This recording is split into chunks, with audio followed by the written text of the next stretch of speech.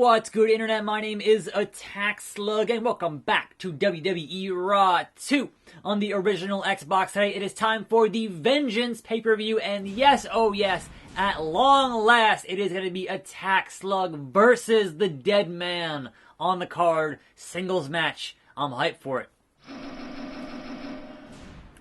And perhaps being an issue of be careful what you wish for, nevertheless, I am here to fight the Dead Man on pay-per-view, which is one thing I want in this season, is to A, fight Taker, and B, win a world title. And so I welcome you to a fine Monday here on the program. Certainly some things to discuss in the world of wrestling today. Dead Man walking. Keep rolling.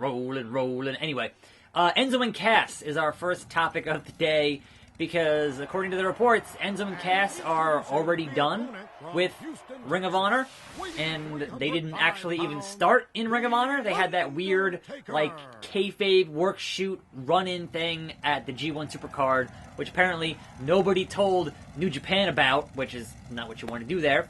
And then now we're hearing that whole thing put a sour note on what they had planned, and it might not end up being a thing now, which was interesting because the same day that news came out, you still had Big Cass on Twitter cutting promos on the Briscoes. So it's like, wait, which of these two things? And look, that could totally be Big Cass trying to gain enough attention to keep this thing going to actually get a job there, but at the same time, it could just be him in desperation trying to do something. You don't know, because it's wrestling, and there's so much things that happen behind the curtain that it's kind of hard to tell either way. Big Evil, it's kind of hard to tell. I'm wearing your shirt. What you gonna do? Nothing, and I like it. Now, certainly I could definitely lose this match, because it's Taker, but hey, I got the match. That's all I wanted, was to get the match. So, I am already up one on the Dead Man here. I'm already up one. Anyway, so I guess, again, time will tell on what's going to happen there with Enzo and Cass, because, look, if there's money to get made, then surely someone will do business, right? Oh, tombstoning the Undertaker! How you like that, Dead Man? How you like me now? If there is money to get made there, certainly they'll do business. At least that's how, most wrestling companies will do things, right? Hopefully. But, again, it is entirely possible that there's just too much baggage there with Enzo and Cass. So, if the baggage there is too much for them to actually get a deal done, and if they don't want to continue to sour their thing with New Japan, then they won't do a thing. But, again, that all is kind of... I would say it's all kind of just very much up in the air at the moment. At least in my, mark opinion of someone who's not in the business, doesn't know anything. That's just kind of how I see things from the outside. It is important to have an outside perspective sometimes. It really is. So, there is that. Also, I'm stuck in the corner here. Big power bombs. Just dominating the Dead Man. Absolutely dominating the Phenom here. Big Evil. Booger Red. Oh no! Attackslug getting tombstone, turnabout is fair play, I suppose. Mr. Dead Man. Big lariat. Anyway, so, the other bit of thing going on this weekend that was a huge point of discussion was this CM Punk deal, right? This, is it CM Punk? Was it not CM Punk? Nobody knows. So what happened was, they were having the final wrestling event at a show out in the Midwest, right? And a mysterious masked man came in to help the guy that trained both Punk and Colt Cabana. And afterwards, everyone's like, wait, that was CM Punk. Like, that was a thing, after the fact. Everyone's like, actually, you guys, it was CM Punk. And it's like, wait, what? No, come on. Because it was, he looked kind of sloppy with the GTS, and, he was under a mask, and then, obviously, the internet's going to do their digging on the internet, because that's what they do. And, come to find out that 3 years ago, Punk had an interview where he had said that if I ever come back to wrestling, it's not going to be on TV. It's going to be a case where I'm going to be under a ninja outfit, or a ninja effing outfit, as he so put it, and that no one's going to know. And apparently, from what people are saying, this is not the first time that he's done this. That he's had this whole mask gimmick that's happened other times as either a manager or a run-in, and that people didn't know about it. And it was being filmed for a Wrestling Road Diaries with Colt before Punk and Colt had their whole falling out bit of business. So that happened. Is it time? Slugalizer on the dead man. Pick him up, because we gotta do 2 of those. We gotta do 2 of those. Slugalizer times 2.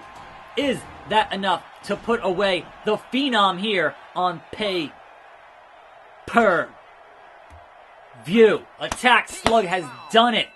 The Undertaker taken out by this rookie upstart.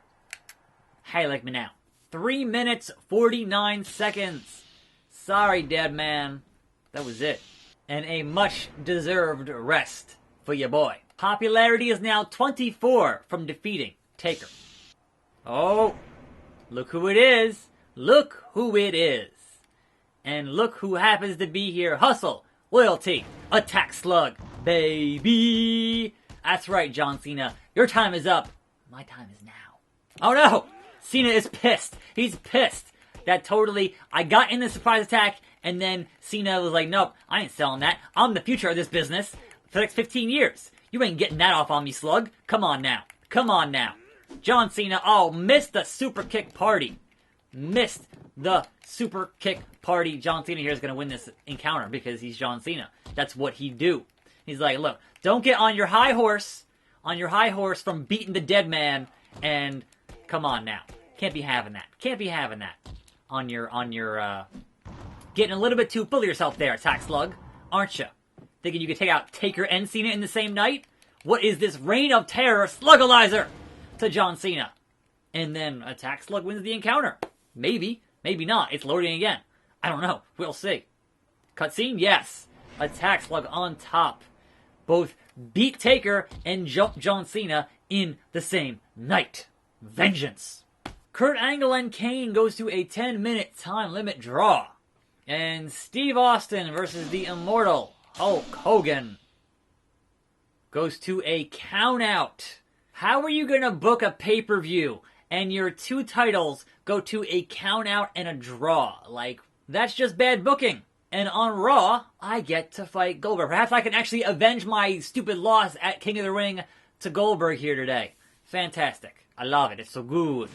So obviously, we follow up that vicious surprise attack in the back against John Cena with a call-out promo to John Cena. And we'll see if he, unlike Taker, will respond to this call-out promo. I don't care who you are. I'm going after y'all. Any big name, I'm going after y'all. I'm going to up my stock, all right? I'm going to increase my market share, if you will, in this business. And I'm going to rise to the tippy top of the sports entertainment industry. Just try and stop me, John. You can't. I'm the roadblock, John. You can't stop me. If John Cena does not respond to the call-out, how is that a miss? That's a victory for me. He didn't respond to it. But whatever. Oh, and now, what are we doing here? We're hustling, John Cena. We're taking your things, John Cena. Getting that merchandise. Gonna get that sweet merch money. Alright, time to go one-on-one with Goldberg. Okay. Again. I'd like to think that if I beat The Undertaker on pay-per-view, I could beat Goldberg on Raw. But we'll see, man. Anyway, besides that CM Punk bit of business, which again is, was it him, was it not him? Whatever. Kind of who cares, I guess. We have Backlash, which was originally supposed to be scheduled for June the 16th. Would have been a week after when they go back to Saudi Arabia on June the 7th.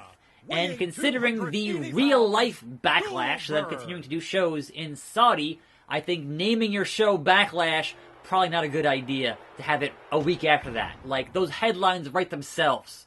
All those terrible puns about having Backlash after Backlash, just, alright, I get it. So, unfortunately, that means we have a much longer stretch between pay-per-views for any of your women's titles, obviously both being held by Becky at this point.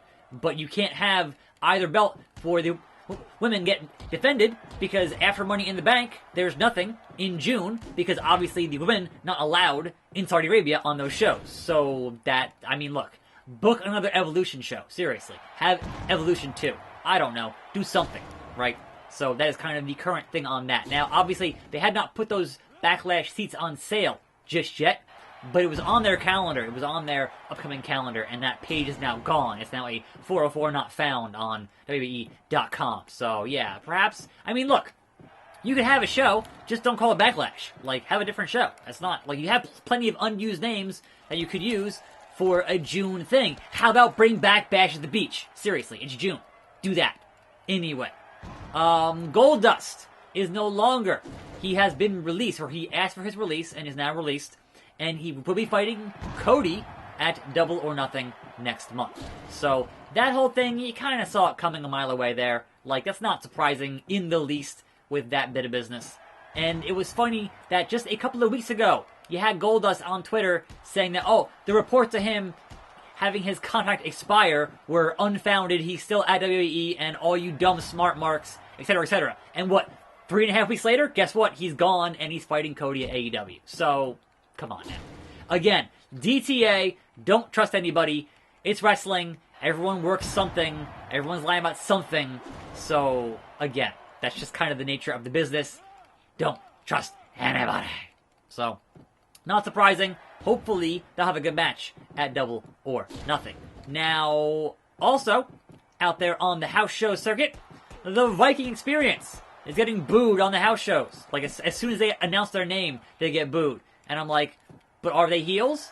Because they were on the heel team on Raw, so I'm assuming they're heels, so getting booed is a good thing. So, sure, alright, keep booing them. It's a dumb name, but keep booing them.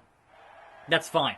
And just jackhammers to Goldberg here is a beautiful, beautiful thing. But I should definitely get these moves buried up here. Side, Russian, leg sweep to Goldberg. Let's just pin him here. Just pin him here.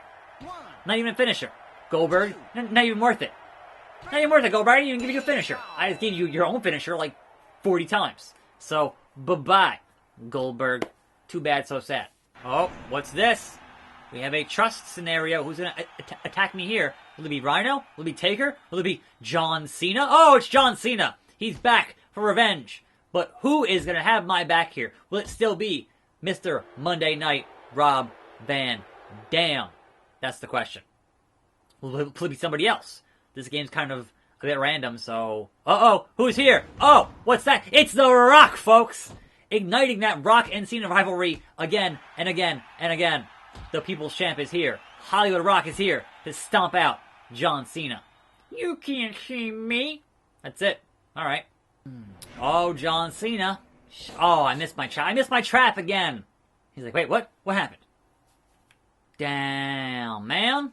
All right. So tomorrow I gotta start wearing that Cena merch apparently to get in his head. You know, the mind games. And Kurt Angle versus Hulk Hogan. Kurt retains the belt in 8 minutes and 12 seconds. And I guess finally, they had the Shield's last chapter last night. I didn't watch it. I got up this morning and kind of saw the highlights and kind of, yeah, it seems like Dean's actually leaving. And, alright, sure, man. If he wants to be happy and healthy and keep doing what he wants to do in life, that's cool. Best of luck to Dean Ambrose. I'm attackslug. See you tomorrow for Raw discussion on this channel, on this video, in this time slot. But until then, I am out. Peace.